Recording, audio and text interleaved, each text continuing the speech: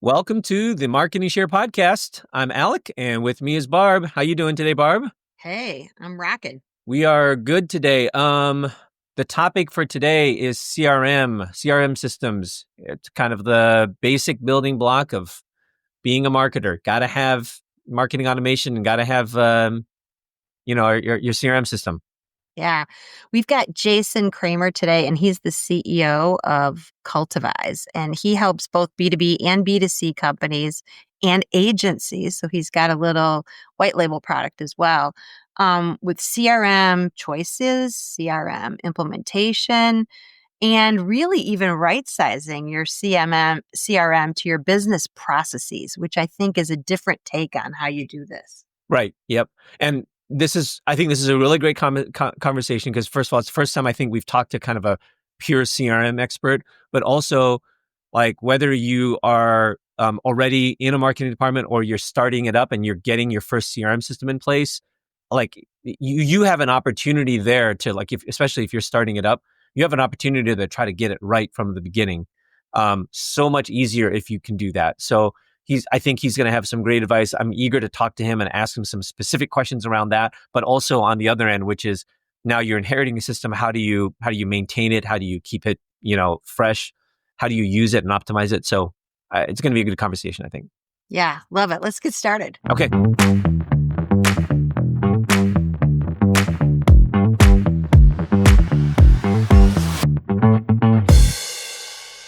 Hey, Jason, thanks for joining us on the Marketing Share. It's great to have you here.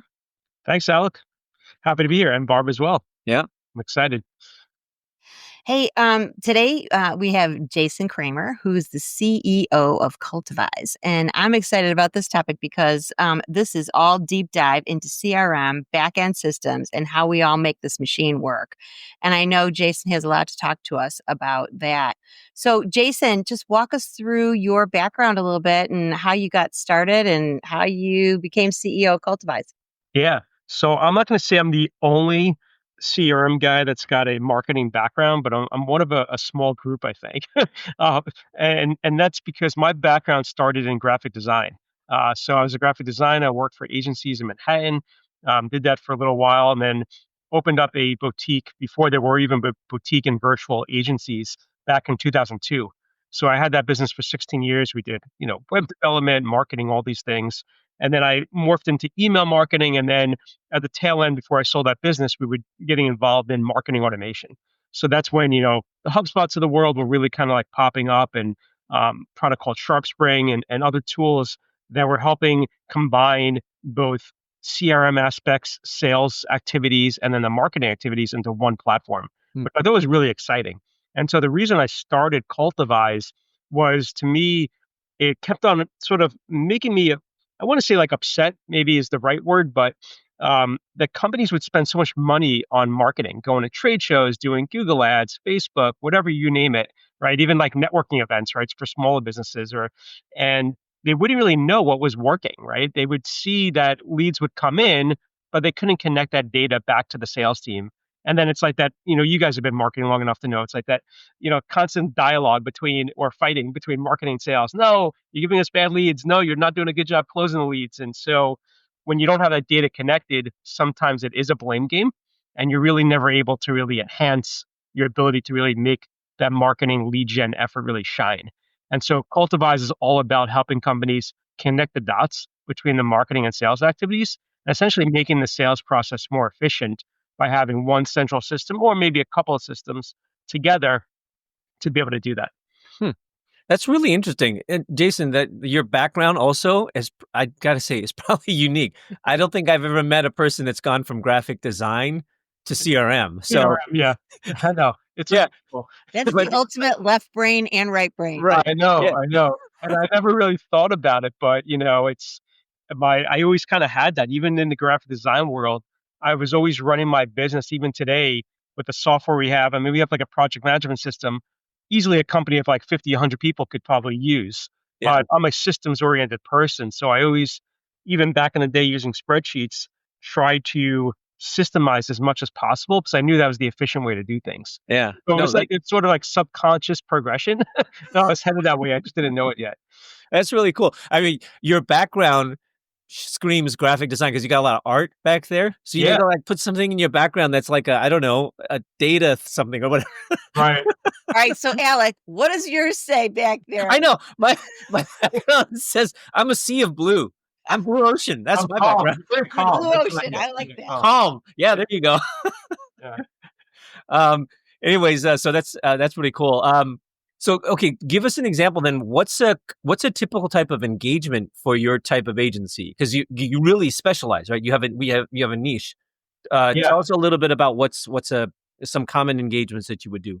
Well, the one thing I would say, because you use the word agency, and obviously that's a very sort of broad word, and I'm fine with saying that, but Yeah. I think of us more of a CRM consulting firm. Okay. We're not a digital agency. We're not a marketing agency. We do nothing to help clients bring leads in. That's not our role. They're working with their ad agency or in-house to generate those leads. Okay. So for us, an ideal client is somebody that is typically more established. So they're probably anywhere from maybe 3 to 5 million in revenue, could be north of 100 million. Most of our clients sit, I'd say, between 5 to about 50, $75 million in revenue. They usually have a sales team of anywhere from like 3 to maybe 20 people, give or take, and they're spending usually what I would define as like a significant amount of money on marketing. So that's usually more than like 50 or to $100,000 a year on inbound marketing. And they have all these things running, but they don't have the back end tools to do what I just said before to connect everything together. And so a lot of problems we see that we can help with very quickly, usually within a couple of months, is inconsistent sales follow-ups. So they're sending out tons of quotes or proposals, RFPs, but they have no succinct process to follow up with those. So things just kind of fall through the cracks, right? Salesperson gets busy with things that are hotter. They forget about something that was, from a few months ago. We know lead nurturing works. Statistically, you're going to close more deals if you're nurturing your leads. Mhm.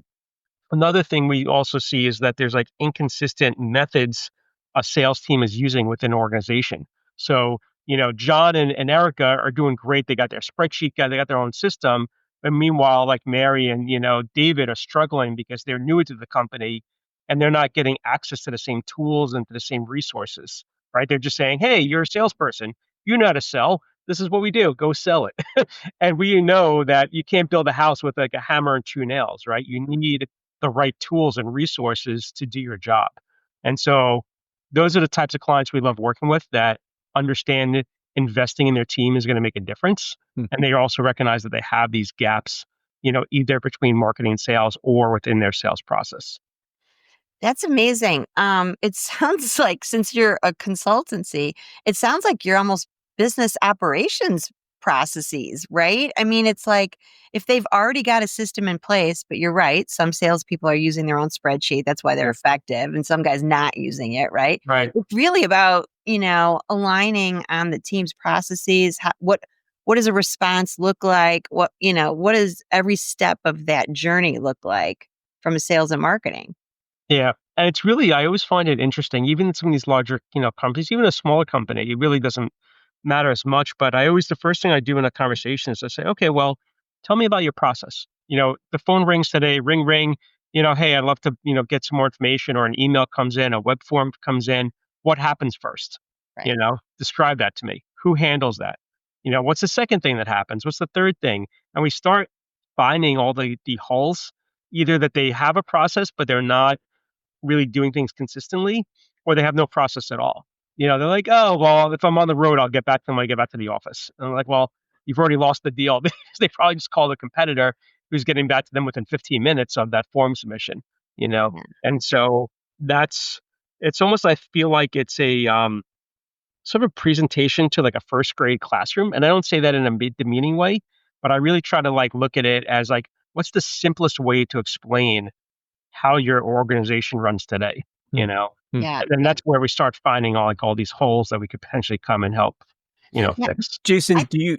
Oh, sorry, I was gonna. Do you identify with marketing ops?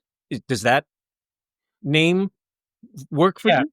So for us, our clients, so when we talk about these, like, when we talk about the smaller businesses, let's say I would say between like 1 million and 10 million, we're usually working with the owner, of the organization, or maybe there is somebody in um, a sales development role or marketing development role, like a CMO or somebody else.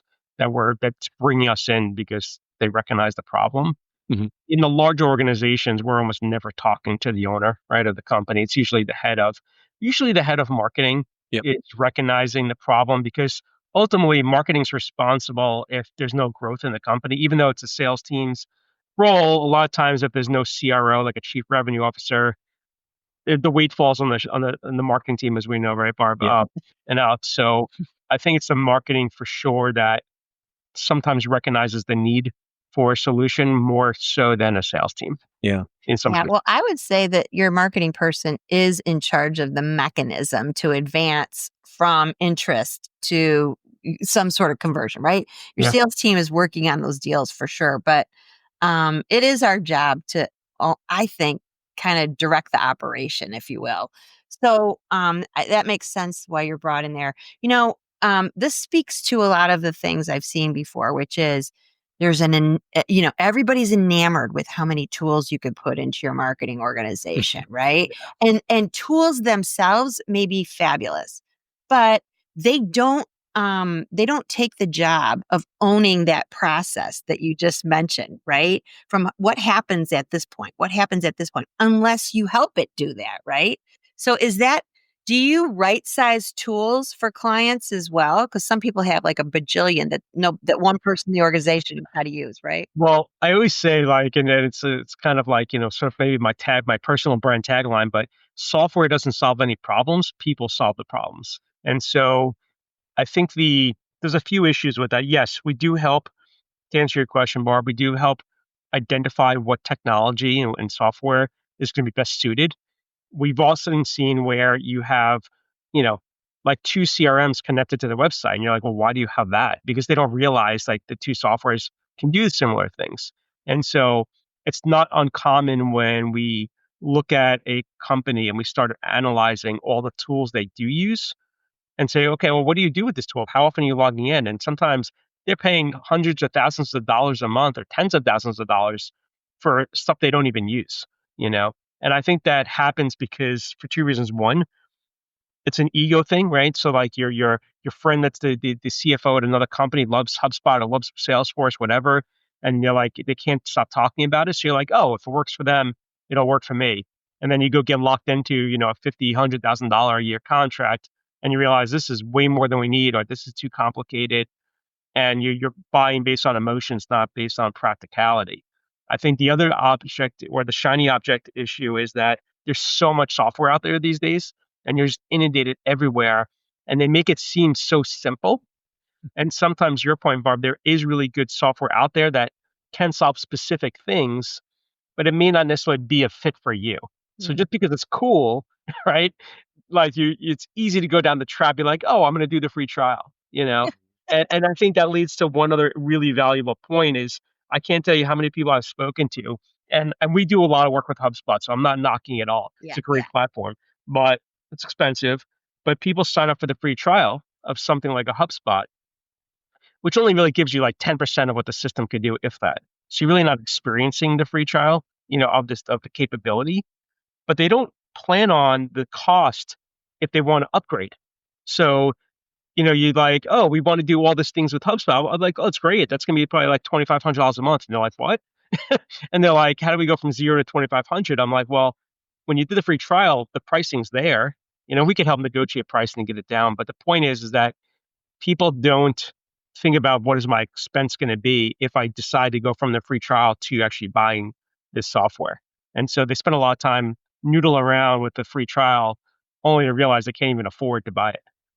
Yeah, you want the tools, but then paying for them is where you're starting getting to the facing the reality of there's like, oh, this actually costs money in order to use it to its fullest extent.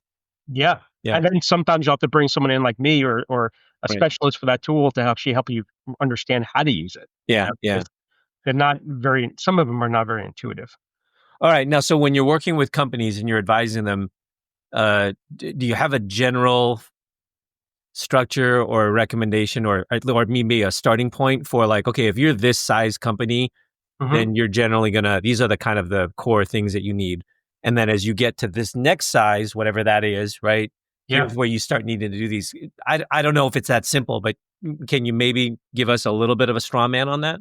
Yeah. So, in fact, on our website, and I'll mention at the end, but I'll just throw it out here since you asked. We have a page afterthelead.com. So, afterthelead.com, we have a lot of resources on the website. One of them, we call it the ultimate complete research guide for CRM. It's not comparing any one particular piece of software to another, but what it's doing, Alec, is it's telling you here's all the things internally within the company. You need to start identifying your goals. Who's going to use the technology? What are you going to use it for? What type of reporting are you looking for? Are you going to need support? What kind of support are you going to need? Also about growth, right? So a lot of times companies will jump into software that fits their needs today, but then they don't look about 2, 3 years down the road, and they want to outgrowing it, and it becomes more cost effective to just go into something larger today and grow into it versus having to change. Mm. Moving CRM is like moving your house. It's like a real pain in the ass. I mean, it can be done, but it's not. And I apologize if that was, you could leave that No, out if we don't want that in there. we're, no, But the we're point, nodding in agreement. okay. But the point is that you want to make the right decision. So that guide has a lot of those answers that you just asked about, which is completely free to download on our site. Yeah. Okay. That's really nice.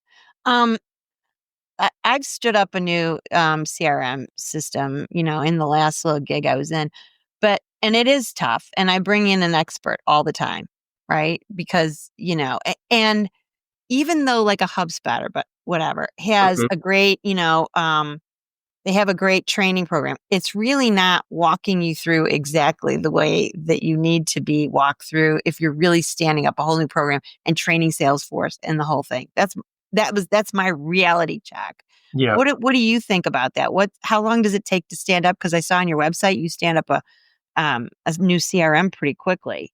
Talk about that. So, yeah, I mean, a lot of these setups, like, again, HubSpot, not knocking them, Yeah. it's almost $2,000 to get onboarded there. Because we're a certified partner, we can get that fee completely removed from the contract, and then we would do the setup because their setup is honestly is quite awful. They're really not doing any type of setup for you. They're sort of teaching you the basics of the program. But we go back to what I just said before. Well, how am I going to set the program if I don't have a strategy, right? How am I going to know what features I need and how to actually set those features up?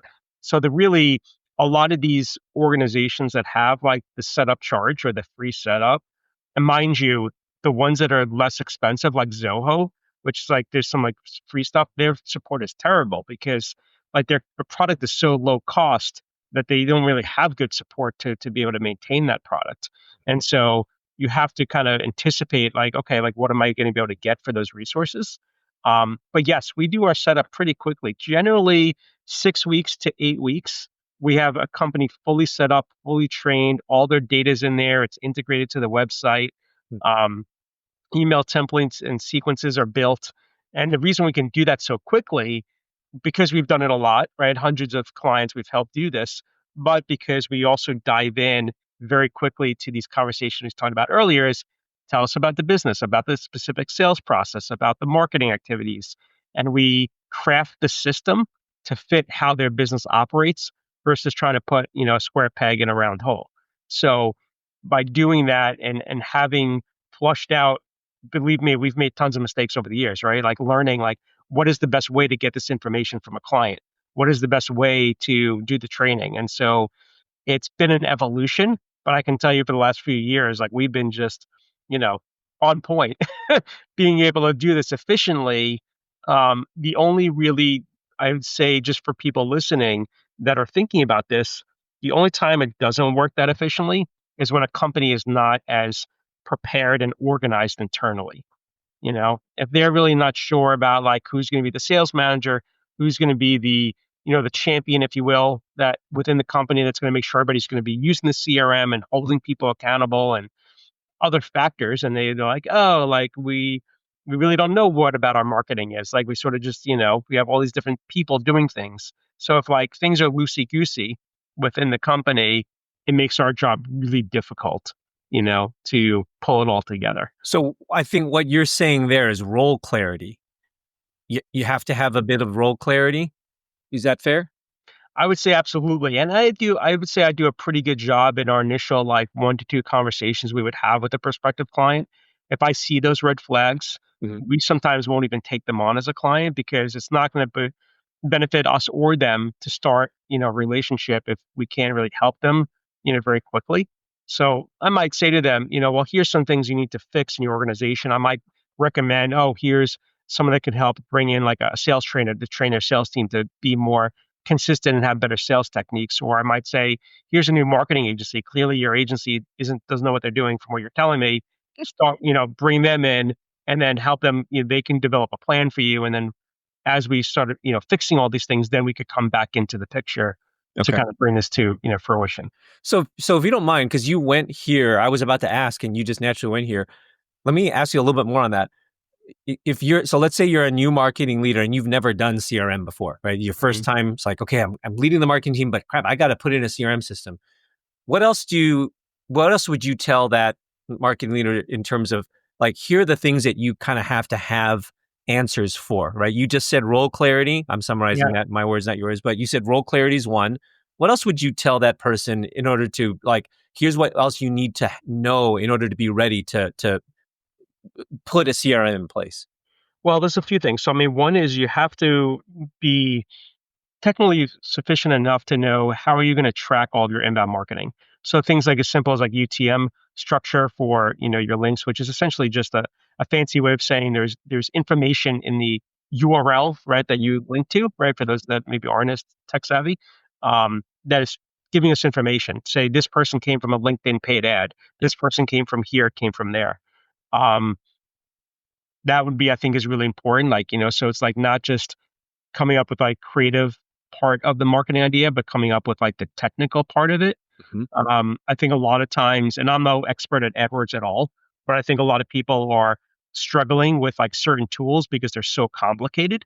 And if while it appears to be easy to use them, you can wind up spending and wasting a lot of money, on marketing because you're really not using it the right way. Mhm. Um, and I think it's also about understanding and working with the sales team. I think new people that are coming into a marketing role, in my opinion, and maybe you guys agree, should be sitting down with the sales team to say, what are the problems that you're facing? What are the top, typical things that prospective customers are asking you about so that the marketing team can make sure that the communication and the strategy and the information they're providing is going to help support the sales team. Sometimes I see that working in a silo and I'm not in the trenches as much as you guys, but you probably, I'm just curious, I probably see that a lot, right? Where marketing has some crazy or, not crazy, but some idea, right, for how to promote the product or the service. And the sales team's like, well, what is all this? Like, it's like, maybe it's like, too creative or too outside the box. It doesn't really resonate. So do you guys see that? I'm just curious with the companies you've worked with in the past. Yeah, you can definitely start falling, maybe not fall out of alignment, but if you don't have that alignment, I think what you're saying is that you end up running some sort of marketing campaign, which in and of itself seems fine, seems good, creative, whatever. But then because you didn't really sync up with sales, it ends up not producing either the type or the quality or the Hmm. category of lead that is really going to help with them, right? It's not that it's a bad lead, but it's just not aligned to what they're needing. So yeah, I love what you're saying there, which is like do that work to at least understand that business connection so that the marketing that you're doing will point in that way. I think one of the sins of the marketing team is to over rotate, right? It's like an over rotation on some buzz they learned last week, right? With Yeah. this mapping or that, and while it's great, if you can't outline why you're doing it, what you're doing it for, and what the back end system is going to be, and how somebody's going to catch that lead, have you told them how to respond to this interesting new campaign? Because, most of the time I see things fall apart because number one, I'll give you an example. Everybody moves to the creative piece, right? Everybody wants to have a cool creative piece. And then they forgot to hook up the forms. So it actually goes to the right person at the end, right? So Hmm. we're forgetting the big news of the whole idea, and just focusing on, what's the creative talk track, right? So there's usually a whole, have you thought about every step of that campaign, how it's going to work? And then what happens if something doesn't work? How do we pivot, right? Just think ahead a little bit. Exactly. And I think the only thing also to kind of head to that lastly is informing, like once you're in that new role as a marketing person and you have everything set up, inform the sales team of what you're doing. Hey, we're about to launch this email campaign, or we just sent out the newsletter. Here's what it is, and send a copy of that, the materials to the entire sales team. Because if they get inbound leads and that inbound lead is referencing something the marketing team did and they have no idea about it, it doesn't behoove anybody, right? It doesn't help, the situation. So I think that's also something that isn't seems simple, right, and straightforward, but is sometimes, to your point, Barb, it's like that minor detail it's missed. That like, oh, we forgot to include the sales team on the newsletter distribution. Yeah, Right. So they're prepared for the call, right? right. Did you launch it to your internal team who's going to actually be answering questions on it first, right? Yeah. That's like such a, Hmm. So then, you said in the beginning that a lot of your work seems to be, or I don't know if it came from or now gravitated towards or evolved towards, but there is a lot of this marketing and sales alignment. Is that beyond just the tools? I think it's kind of what you went to first, right? It's software doesn't solve problems, right? People do. People Hmm. alignment, is that a big thing for you guys? Is that something you see a lot Oh, too? Right? it's huge. I mean, in fact, when I talk to, I would say, most, I would say the smaller businesses, right? So like that 3 million to let's say $10 million range. There's a one of the tools we use called SharpSpring. Well, now it's owned by Constant Contact, so it's called Constant Contact Lead Gen. But the Mhm. point is, there's something in there, and HubSpot has a similar one. It's called Campaign Insights, and what it is just visually a very simple. Think of like a spreadsheet, but jazzed up more, and it has in column A all of the marketing you're doing, right? So it's the Facebook ads. It's even, I'll give you an example, a roofing company that we started working with last summer. They do, they got trucks driving around, they got yard signs, they do direct mail, they got TV, they got radio. They're doing it all. Like the owner basically can't say no to anybody because he doesn't want to feel like, oh, like I'm gonna miss out if I don't do that. So he's got everything going on, and he's spending a lot. He's spending probably close to $100,000 a year on marketing. For like a family run business that's doing probably somewhere around $8 million, give or take, a year. And so, there's a lot of money at stake there, right? For a company of that size. And so we plug everything in. And now, so the first column is your yard sign, your direct mail, all the things you're doing. Next column is how many leads did you generate from that? The next column is how many did you win, right? How many turned into a sale? How many did you talk to that you lost? And how many are still like open in the pipeline that the team is talking to? And so what we were very quickly able to show him was that, hey, your AdWords team is doing a really terrible job. You're spending all this money. You've gotten like 20 something leads in like 6 months from them, right? So that should be changed. Um, they were all gung ho about certain things um, that I was easily able to show them with the data that wasn't just working. Um, and that's something they could, to your point before, they can change that strategy and fix that. But then there were other things that they were like paying no attention to, like their lawn signs, phone would ring, and we trained the two girls at the front office. The first thing you say is, hey, thanks for calling Queen City Roofing. How'd you hear about us? And there's a form I built for them where they have to fill out from a drop down one of like 15 choices. And so it's like, I saw your truck driving around. I saw a lawn sign. And like they've generated like well over $100,000 just from lawn signs, Mm. you know, of people saying, hey, I was wrong, but he was never tracking that before. Mm. Right. And so for something as inexpensive as a lawn sign, I was like, well, now make them bigger. Right? Like, I mean, those work. Right. So, Right. we want to kind of emphasize what's working. And so, yes, so the alignment, to answer your question in a long-about way, Alec, is it's very important to align that because that's a moneymaker, right? Yeah. That's money in your pocket that you can put back in there that know it's actually working versus just, thinking, oh, like I'm getting leads. Because and there's no fault to the agency. And I think, another thing to bring up, we do a lot of work with agencies and white label our services because they don't have the resources of the CRM side and the lead conversion, the nurturing. And so what we know is that a lot of agencies struggle asking the same question. I mean, you guys have maybe in your experience too. How was the campaign? We see we generated this many form fills or this many leads for you. What was the outcome? Right. And most clients can't answer that question Right. because they don't have a way to actually track it. And so what happens? The client says, "Okay, agency, our year contract's up. Thank you very much. We didn't really see a big change in our business. We're moving on to another agency." Right? And they keep blaming the agency. And Yeah. it's not typically the agency's fault. It's just that the information is not there. And so that is also not helping the client. But when we build these relationships, we're helping the agency do a better job, Hmm. Hmm. and really show and improve like the results that they're getting for the client. Yeah. Jason, I loved what you said because I've actually had to do this in a business as well, which is, most of the software automation companies, you'll be able to track the digital. But when you try to mix a digital and a traditional source report, marketing Mhm. source report, something like that, we had to build it like literally ourselves because we didn't see that coming through very well. And I don't think a lot of people realize that like so many marketers are now, oh, we're just trying to, build our AdWords and build our digital. And Right. they're forgetting this whole other side of the business, especially if you're not a SaaS business, right? Hmm. Especially if you're a roofing company or a hearing aid company or Right. something like that. They're missing a lot of these things. Oh, absolutely. I mean, it's in fact the roofing company. I've grown very close with Tom, the owner, and over the last several months, and he reached out to me. His local TV network sold them the idea of running ads on like Roku and like Hulu and all these things. And I was like, well, how are they going to track that? Like, how are they going to know that there was a conversion? And he's like, "Oh, like that's a good question." So like he puts me in touch. This is a really short story, but he puts me in touch with that account rep that tried to sell him. And the account rep had no information. Like she was not able to technically tell me anything.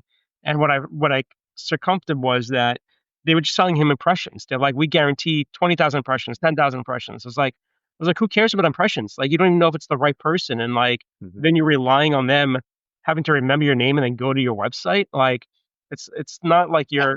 it's not really gonna work, and Yeah. I think it's a Rule waste of number money, one, you if know? I can't measure it, I'm not Right, buying it. exactly, but, like, he's his it's like the fear of missing out. He's like, "Well, what if my competitor does that?" I'm like, "Don't worry, like, I don't see it working." Like, I'm like, "Just trust me," and so, like, I think that's where I ultimately want our clients to get to, where they kinda rely on the data and make decisions not based on emotion, but base it on actual fact of what's actually happening. I think the only way you could measure that is it's your question again, right? You just have to add if you were to do it, add TV ad is one of the, how'd you hear about us? Oh, I saw your TV ad.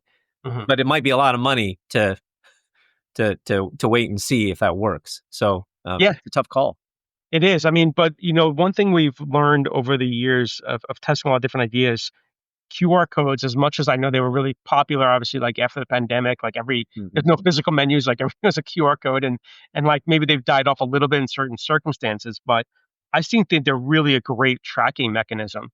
So that you get a direct mail piece, don't put the website on there. Like the Hmm. only just have a QR code, and then we go to a specific landing page. We know the only way they got there and filled out that form is from the direct mail piece. Right. Same thing with even your truck driving around or the door hanger or the lawn sign. We have separate QR codes on everything. Yep. Um, and I was talking to a new potential client. They do. I don't know if you've seen it. They compact dumpsters. So they got this machine that goes through and it basically smashes everything down, so you don't have to get the dumpster emptied as often. And he's a franchise owner. And I was like, realizing that the franchise wasn't giving him really any materials. And he's like, yeah, I leave something behind. Like if I'm at a job site and I see this someone down the block that, has dumpsters. And I was like, well, like what's on, what is it? What's on there? Is there a QR code? He's like, no, it's no QR code.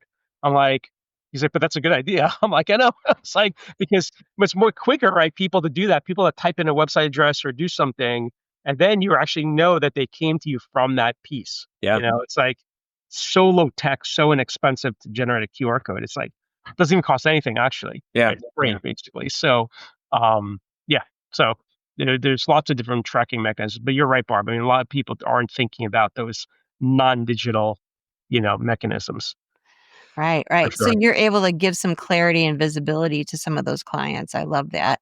Yeah. Uh, so if you are, so let's so it sounds like you're educating them on the tracking of everything as well. Hmm. But you also you said you work with agencies, and then how does that work a little bit? Because I've had fractional businesses too. You Yeah. serve as the back end system, or just partner with those? So it depends. I mean, so the two scenarios are either we come in as a white label partner and the introduce, if you're in your, let's say your agency, Barb, and you're like, hey, Jason and Matt on this team or whoever, Reed, they're our CRM experts, right? We're bringing them into the conversation. They never heard about Cultivize. They don't even know my last name. We're just really part of your team.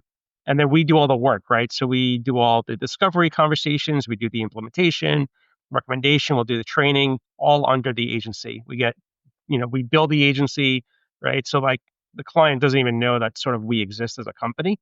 The other scenario is we have agencies who say, you know what, we just want everything to be up in front. Like we're just comfortable saying, hey, we got this great company we work with. They're CRM specialists, and we're bringing them in because we know that they can help you.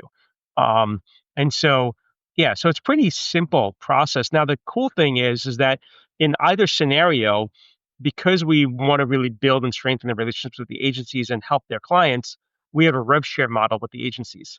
So it's not just that they're bringing us in either of those scenarios, but we're giving them a piece of all the revenue we generate in perpetuity, for that client. So it becomes a very symbiotic relationship and an additional revenue stream. It also is a differentiator, Bob, too. So I know there were thousands, tens of thousands of agencies out there at digital agencies, right? And so one differentiator is to say, hey, we don't just do lead gen. We can actually help you nurture your leads and convert your leads. And we'll work with your sales team to make sure that the leads money you're spending with us to generate the leads is going to convert. Most agencies don't do that. They don't know how to do that. They don't want to have that conversation. And so if you can bring that to the table, you're definitely going to stand out, in the crowd. Yeah. Talk about I like that idea, but you said earlier that you don't actually do the leads, right? So Yeah, you don't do a paid program for someone. that's correct. So, however, you're helping them nurture the leads and get their leads probably over the fence. Is that what I would hear? Exactly. Okay. That's right. Okay. Talk to me about some case studies. I'm all about the case studies. You Okay. got couple of those, big and I small. do. Yeah, yeah. Al, did you have a question though first? Um, look, yeah, I guess so. I was gonna. You said in the beginning, kind of like the typical type client size you work with. Hmm. Um, but what about like if you're brand new and you're a startup? Because like I was a startup. I started my own company. It was just me. Yeah. Have very little budget, right? Can they still work with folks like you? Like how would you help a company like that? What options do you give them? So there is software out there that can help them. But I also, recognize that some people wanted all the things a CRM can do, but they couldn't afford it, right? Or they didn't have the infrastructure or the team Yeah. to support that investment. I built a tool which is also at afterthelead.com. So the tool is called Profit Path. It's a Google Sheets based platform, if you will, like a tool where they can manage all their marketing activities. So they could say, okay, we belong to this networking group. We do, social advertising. This is how much we spend each month.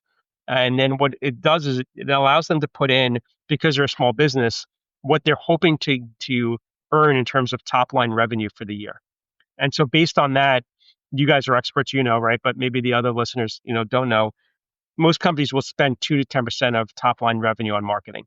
So I have a widget in there that I built where they could put in, I want to make $300,000 this year. And they say, I want to be a little aggressive. I want to spend 5%, right, on marketing. It'll tell them how much they should spend each month. And then it'll keep track of how much they're spending each month to know if they're under or over budget. Mhm. And then in this tool, there's two other sheets. One is where they put in all their leads, right? All their contacts, their vendors, customers, and where did they meet them? Did they meet them at a BNI? Did they meet them through at a trade show? And then it's actually going to track in your marketing to say, okay, I'm spending $1,000 a year on, networking groups.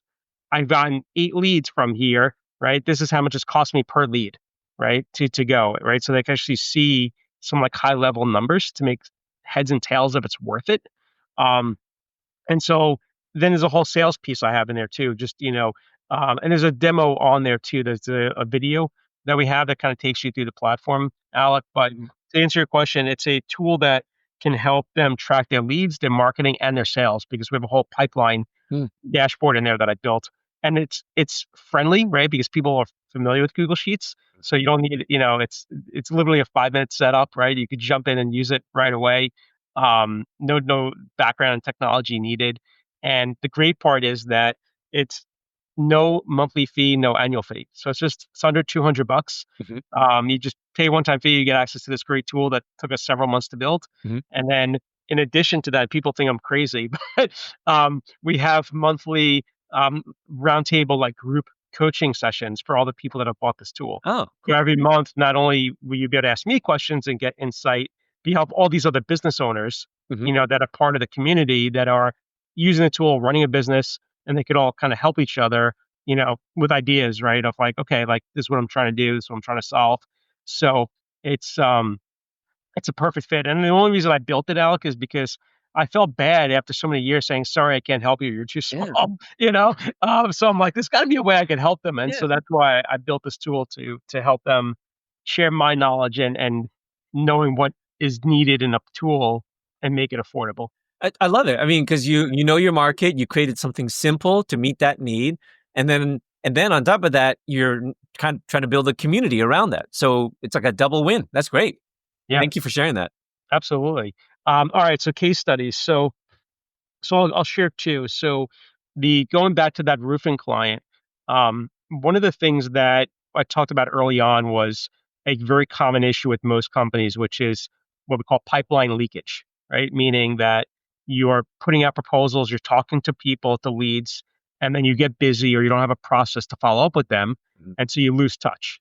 And ultimately, we know that if someone's in the market, they may not buy today, but they'll most likely buy down the road, right? They may just be very at the sort of top of the funnel, right stage. And so this, who I mentioned his name, Tom, the owner of the roofing company, I said to Tom, I said, listen, you do about 1,000 quotes a year. You only have 3 salespeople. I said, there's no way you're going to be able to follow up with every quote you do, right? That people don't get back to you. And I said, let us build a very simple cadence, which is essentially like emails go out every couple months saying, hey, we sent you a quote a couple months ago. Did you still finish your roofing project? Are you still looking? How can we help? And just sharing information, resources, testimonials, links to FAQs. And he was very hesitant, to be perfectly honest. He's like, listen, we're a family run business. We don't want feeling anything to come across as being like too salesy or not authentic. I said, the system is designed so the email looks like it came from Outlook, from Joe, from TJ, from Maria. Like it's not going to look like it came from like some system because it's all plain text, there's no graphics. Mhm. It's like super simple. He's like, so I finally convinced him, after a short discussion, I said, let's just run it. Well, back in December of last year, I pulled a report, and out of a sequence, I think we only had sent like maybe like 3 or 4 emails at that point. Um, it closed almost $800,000 in revenue for him, help Wow. support close. And these are deals where they had been, basically dormant, like nobody, they got back to them, like they would leave voicemail messages, send emails, sales team would never hear back. And they just made an assumption, okay, they probably hired another contractor. And they didn't hire another contractor. They just weren't ready. And so that is something we see over and over again. Mhm. Another kind of example in a case study, and this one's a little bit more generic in a sense. I've seen it even for Cultivize and our clients. The power of repetition in marketing, as you guys know, is so important, right? Right. It's why you see commercials all the time on TV. You see billboards, right? And you have to see that billboard 7 to 10 times for it to register. So having a monthly newsletter for your business that has, you know, I would want to say like educational content, but it comes across as having authentic information that's helping the person that's receiving it. It's not just trying to sell anything, it's trying to provide value. Mhm. If you have a system, right, and a lot of people don't, right, they're using like a MailChimp or something very simple to do that, which is understandable. But if you elevate to a system that could actually track who's coming to the website, who's filling out a form, who's doing all these things, we have seen time and time again someone that's been getting a newsletter for 8 months, for 12 months, for 15 months or longer, all of a sudden they reach out, they fill out a form or they call you, right? Mhm. And they convert. And that's like the most cost-effective marketing you can do, right? I mean, develop and market an email newsletter once a month is like so cheap in comparison to like other things, right? Um, and so if you have good data, right, which we talked a little bit about earlier, and kind of keeping your data clean, but if you have good data in your system and you're sending information to people that you think would want that information, um, I think that's a huge win, if you're doing it the right way. Those are great examples. Yeah. Alec, did you want to talk about the data best practices? Okay, yeah. I have a bonus question for you. Sure. We've been talking a lot about setting up systems and how to, maximize their usage. But I have a question on data, Mm-hmm. right? So let's say you have your CRM system, and so you've built it up over time, and now you have lots of contacts in there. But as you know, contacts get stale, people move around. You know, what is what is your advice on how to maintain that data and update it, right? What are the best practices around doing that, and what's the right way? So it's a great question, and it's something that so many companies don't do because they don't think about it. To your point, Barb, before, like they just sort of set it and forget it. Yeah. Um, there's not one company I found that doesn't have what I call zombies in their database. Right? Right. It's just people that are taking up space that may not even work at that company anymore. To your point, the email address may not even be good. Yeah. So the few things you can do. So some systems will report on the engagement of those people. So the term lead scoring, maybe people are familiar with, I'm sure you guys are, but for the audience, lead scoring is just a way to kind of give points to people based on behavior and things they're doing. So they go to a specific web page, they open up an email, they download some ebook, they get a series of points, and then that racks up. And then you say to the sales team, hey, anybody over this score is considered a hot lead, right? Mhm. Engagement scoring is a little bit different. Engagement scoring is saying, are they opening up the emails? Are they going to the website? Are they clicking on anything?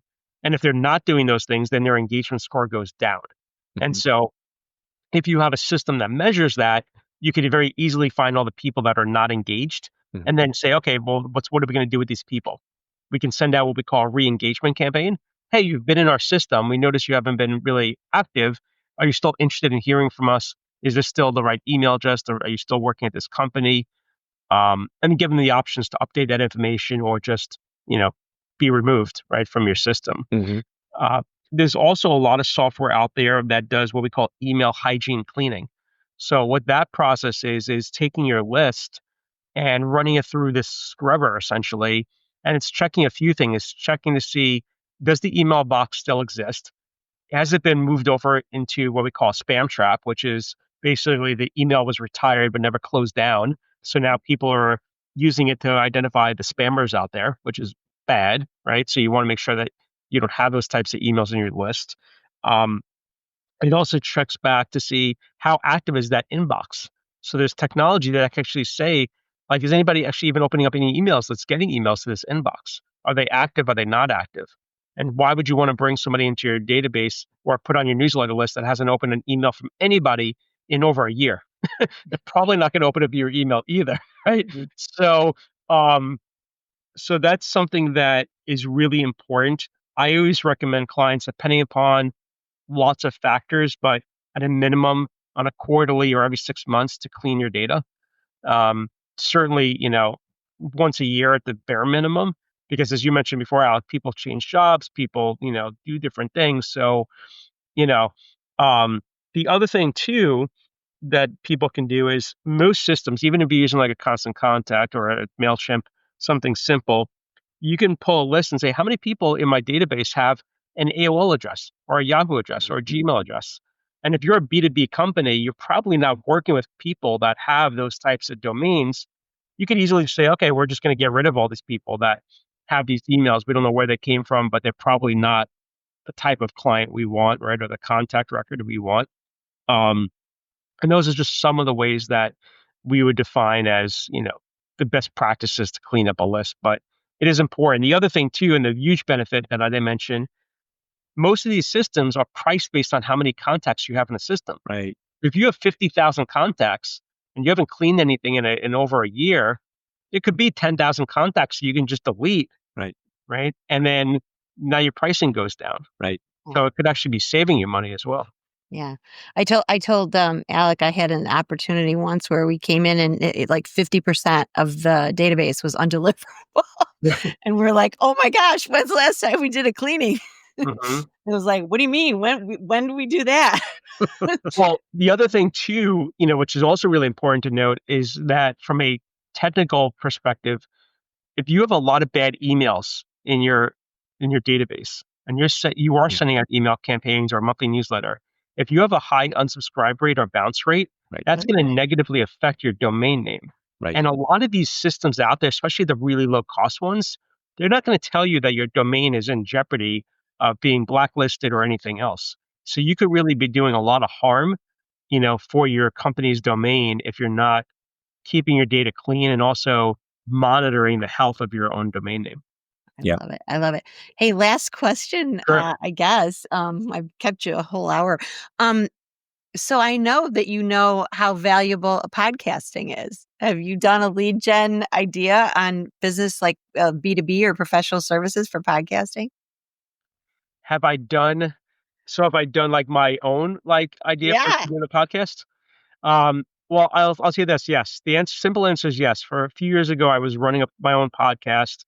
And what I found was two things. One, and this might sound a little selfish, but I really enjoy just meeting new people and spreading the word about this because I feel like it's so important, not because of the like growth of our company, but just feel like people are just making bad decisions because they're not informed. And Mhm. so I really just enjoy being able to educate people on all things related to CRM. Sure. The second thing is it was for my own, again, maybe being a little selfish, but um, as a business owner, we're a small team of six. We all wear a lot of hats. I didn't have the time to run the show the way I wanted it to be run. And so I felt that it was easier for me to be a guest Mm. on shows because the work leading up to that wasn't as much. Um, and it still got the same thing across. Now that said, I still love talking to people, right? Yeah. And hearing different stories. And that's why I appreciate like you guys sharing with your experience. And I know before we even got on the conversation, I was like, so what's your background? Like, how do you guys know each other? Where'd you guys meet? Like, I always find that really interesting. So in lieu of not having my own podcast, Bob, I would say that I have a lot of content and resources, and I put a lot of effort into dispersing a lot of information. So I'm very active on LinkedIn. I have two different newsletters people could sign up for there. I have our own newsletter. And like I said, there's like over a half a dozen things you could download from the website and hundreds of resources and tips on there as well. And that's where I spend, my time. So it sounds like LinkedIn is where people go if they want to connect with you or follow you, Jason Kramer, right? It'd be Jason Lee Kramer, Leigh. Okay. I'm Jewish, and that's that's one way my mother spelled Lee. But Okay. you know, um, so, but the easiest thing for people to remember, I think, is afterthelead.com. That'll link up to all my social media. We have a YouTube channel with tons of videos and content, and like I said, there's a lot of great resources at that site. Terrific. Jason, Awesome. thanks for being on our show. Yeah, We thank you. enjoyed talking with you on the marketing share and sharing your insights. I'm glad to help you get the word out. I appreciate that. Likewise.